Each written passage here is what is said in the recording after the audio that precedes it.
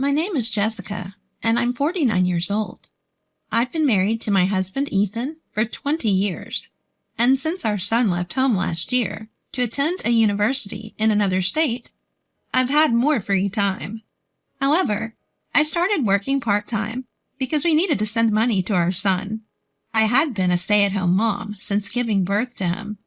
So at first, I struggled with many things.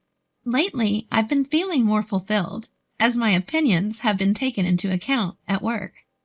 And I feel like I'm actually being useful. Hey, Ethan. I just found out I'm getting a small raise in my hourly wage. It's nice to be recognized for my hard work, isn't it? I was in a cheerful mood as I spoke to Ethan, who was absent-mindedly watching TV. Then suddenly, "So, you're saying you can live on your own now?" My husband unexpectedly asked me something that made no sense. What? Thinking I misheard him, I responded with a questioning tone. "It's perfect timing. I've been meaning to tell you." He turned his face to me and began to talk. My husband's smirking face gave me a bad feeling. "I've got a cute girlfriend now. I don't need you anymore."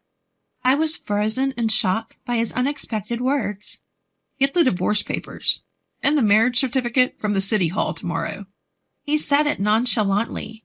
It was all too sudden, and I couldn't understand what was happening. What do you mean? He found a new woman, so he wants a divorce. And he wants to remarry the new woman? As the situation became clearer, I could feel my body shaking. Seeing me like that, my husband sneered. "I can still live as a man. Unlike you, who gave up on being a woman a long time ago. It's been so long since we stopped having a relationship at night, there's no point in being together anymore." How rude and outrageous he is. It's true that we haven't had a marital relationship for a long time, but it's not because I gave up on being a woman. On the contrary, I don't want to feel attracted to a middle-aged man in his 50s with extra weight. Angry and somehow amused, I burst out laughing. I'm tired, busy, it's a hassle. You were the one who kept avoiding me with those excuses. Now suddenly you want to live as a man? That's hilarious. Then my husband's face turned grim. "What's so funny? Don't mess with me, old lady." He showered me with harsh, vulgar words. Then, leaning back with his arms crossed, Ashley is so different. She's head over heels for me, calling me the best boyfriend ever. Look at you, excited about a tiny pay raise. How pathetic." Ethan started boasting about Ashley, his apparent affair partner, and looked down on me. Ashley. Her name. Ashley. Ashley. You are annoying. Then Ethan proudly talked about Ashley's background. She's working in the nightlife scene, over a decade younger in her mid-20s. She's carrying his child. It's not uncommon for age gap marriages these days, but a parent with an almost 20-year-old son having a child with a woman not much older than their child? I felt like I was going crazy with disgust.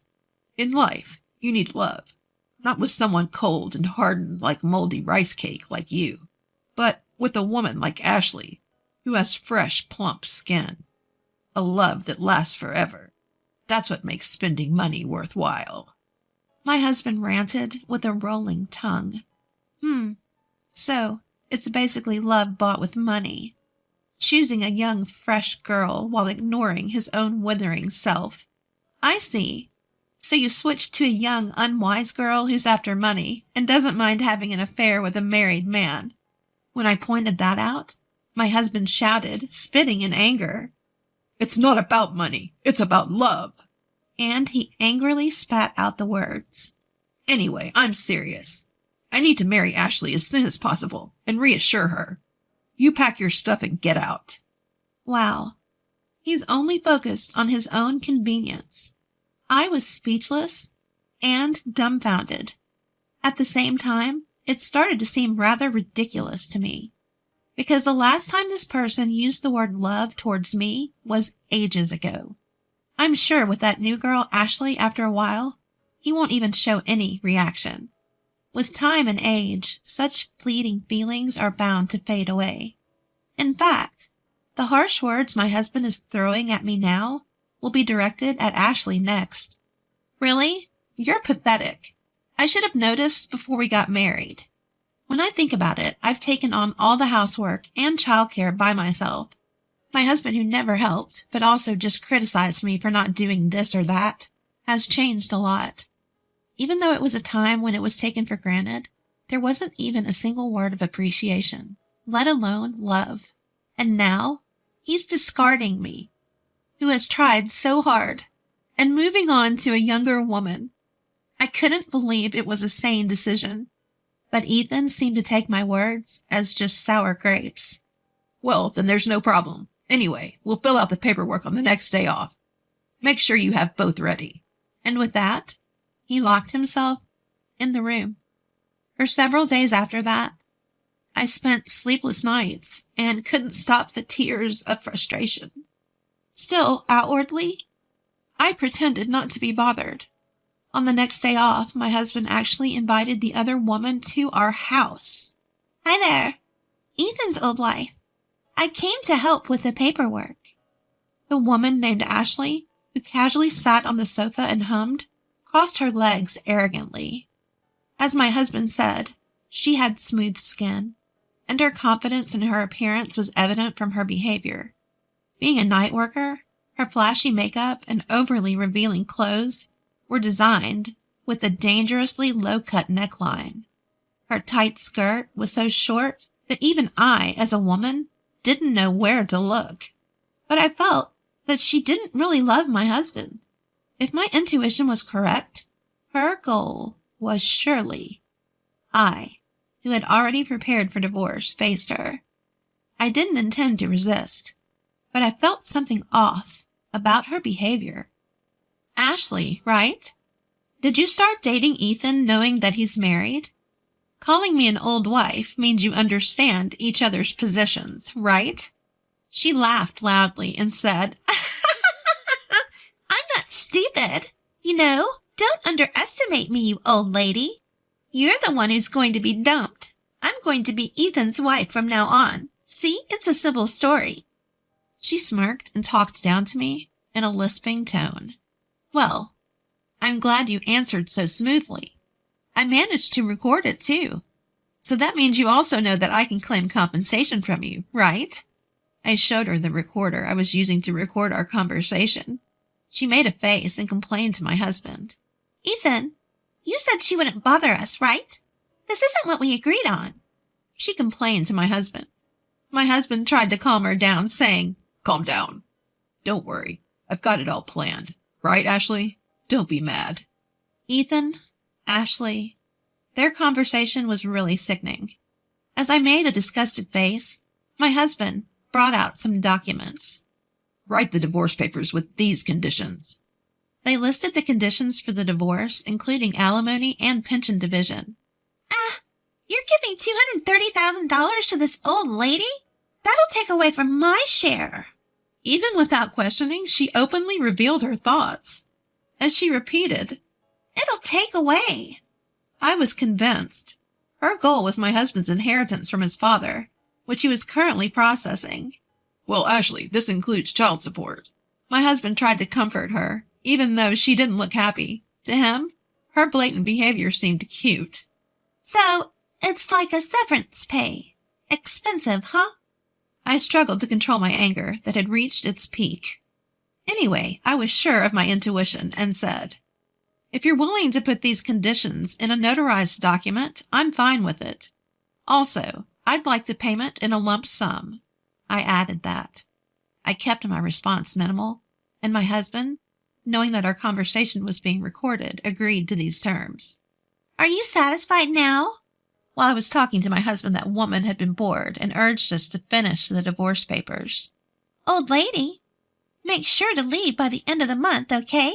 I'm canceling my current place. Once the notarized document is ready, I'll submit the divorce papers. I'll leave as soon as that's done. As I replied, she grumbled with dissatisfaction and reluctantly left.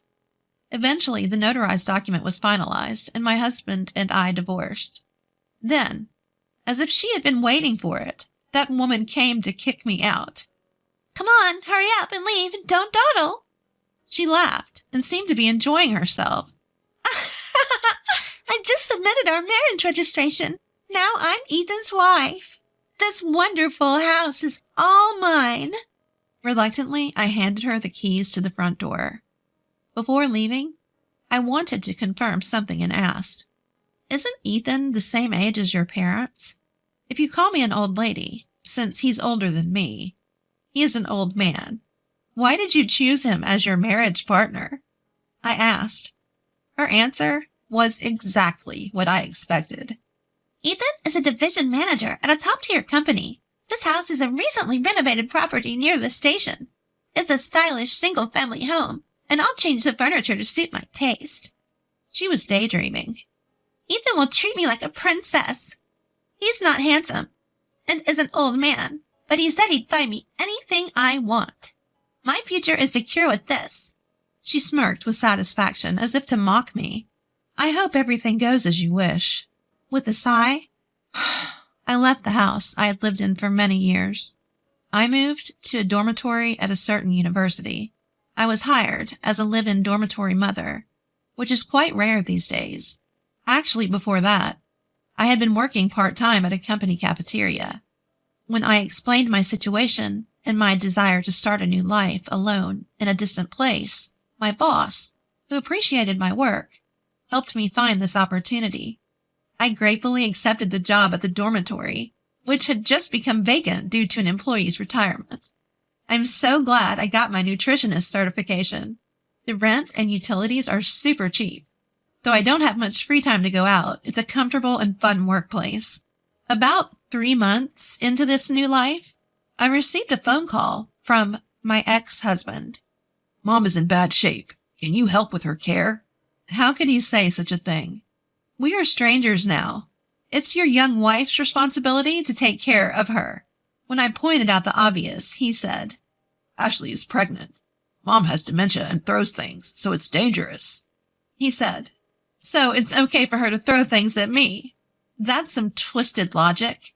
But I flatly refused. "Don't call me anymore.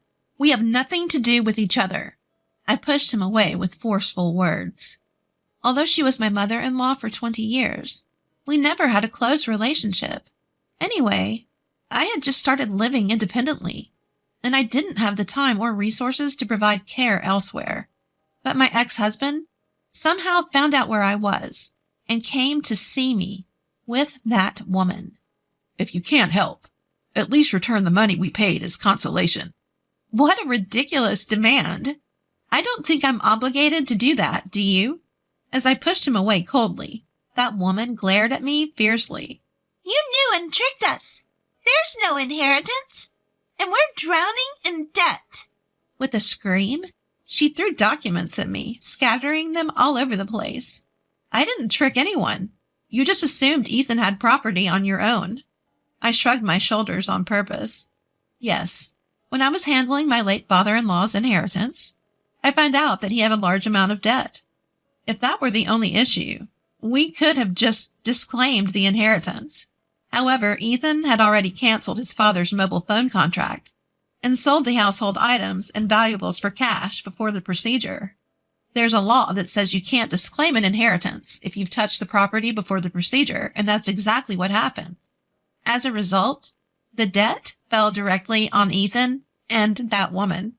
With a triumphant tone, I said, "Ethan just dumped all the inheritance paperwork on me without listening to a word I said. Ashley, you used that money to continue your relationship with him, right?" I blurted out. "What? You should have told me something so important." Ethan argued, but that's what I wanted to say, too. It's your fault for not listening when you should have. You two need to take responsibility together. "What? I didn't know anything about it, and I never heard any of that." The woman looked pale and flustered. "So, you're just going to pretend you don't know and run away with the money?" The two of them pressed me hard, but I didn't care. "It's funny you say that. If you didn't cheat, You wouldn't have needed money for your mistress, and you could have given up your inheritance. You're definitely the one who caused this situation." Ugh! He groaned and backed away. "Ashley, you knew he was married, pursued him for his assets, had a child, and kicked me out. You wanted this position, didn't you?" I lectured the girl who was old enough to be my daughter. "If I knew this would happen, I wouldn't want this old man at all." There was more for me to say. "Do you remember the notarized documents from our divorce? I received alimony, pension division, and child support from Ethan. But besides that, I can also claim alimony from you." "What? You're saying $230,000 isn't enough? You're so greedy!" She shouted in disbelief and insulted me. "I would have forgotten about it if you left me alone, but you come up with nonsense like demanding I take care of his mother or return the alimony I received. I can't take it anymore." I told her I had a recording of our divorce negotiations and was serious about claiming alimony. She ran away without looking back. As I watched her go, I turned to Ethan, who was still standing there. How can she run like that when she's in her last trimester? Is she really pregnant? And where's the love now that she's run away? At my question, Ethan gasped. "I was wrong. Please come back." He begged with teary eyes, looking aged all at once. "No way. Please leave." "Jessica." My ex-husband sobbed, and as pitiful as he was, he didn't deserve any mercy considering his past actions. Later, just as I expected, the woman disappeared, leaving only a divorce notification behind. It seems her pregnancy was a lie, too. My ex-husband was left to handle his debt and care for his mother alone, and he withered away from stress and overwork. As for me, I found my calling as dorm mother for kids the same age as my son, and people have been telling me I look younger lately. From now on, I'll live honestly without arrogance or scheming. Everyone, please be careful when getting a divorce.